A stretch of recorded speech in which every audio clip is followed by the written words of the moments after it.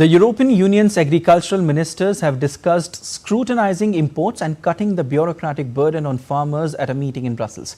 While ministers discussed relief, hundreds of tractors blocked the streets of Brussels as agitations over the bloc's policies continue. Our correspondent Ishan Garg has more. The pressure on EU officials is rising as farmers' protests continue across Europe.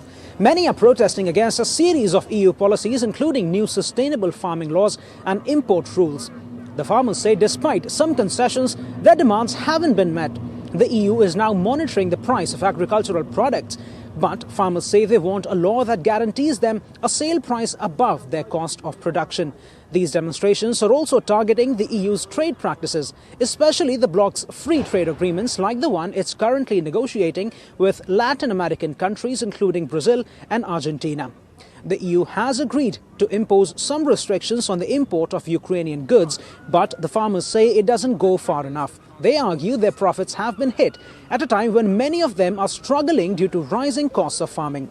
Officials have agreed to reduce red tape and water down some of their environmental regulations to help farmers, but all of that has failed to quell the farmers' anger.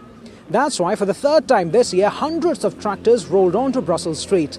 Though the demonstrations on Tuesday were smaller than previous ones, farming groups say it shows their desperation.